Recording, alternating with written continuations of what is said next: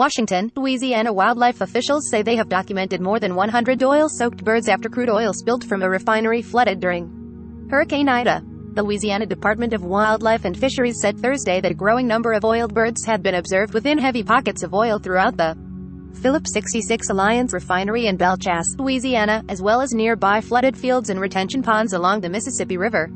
John Wiebe, a biologist running the state restoration program, said 10 oiled birds have been captured and transported to a rehabilitation location for cleaning. 5 additional dead birds were recovered and bagged as evidence, he said.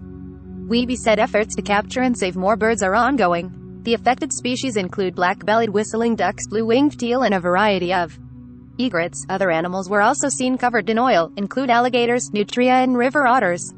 White House calls on Congress to pass $24 billion in disaster relief.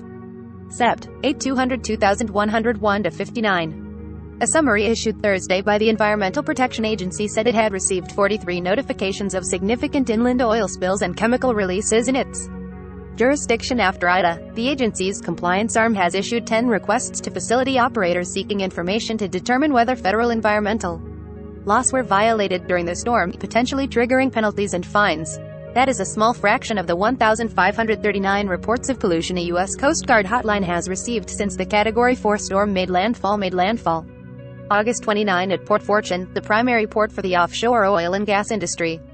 The Coast Guard said Thursday it was actively supervising the cleanup and mitigation efforts at 564 sites. Another 197 reports were listed as unverified because there was no remaining evidence of pollution. The Associated Press first reported the spill at the Alliance refinery on September 1 after reviewing aerial images captured by a National Oceanic and Atmospheric Administration aircraft. In the days after the hurricane, Phillips 66 repeatedly sought to downplay reports of damage at the company's sprawling refinery. Asked about reports of levee failures near the refinery the day after Ida hit, Phillips 66 spokesman Bernardo Fallas told AP there was some water in the facility and stressed that operations were shut down in advance of the storm. Asked 2 days after the storm about potential environmental hazards emanating from the facility, Fallas referred a reporter to a statement on the company's website saying its response is focused on ensuring the safety and well-being of our employees and our surrounding communities. On day 3, after the AP sent Phillips 66 aerial photos showing extensive flooding at the refinery and what appeared to be petroleum in the water, Fallas conceded the company could had discovered a sheen of unknown origin in some flooded areas of the refinery and that all pollution had been secured and contained within refinery grounds at that time.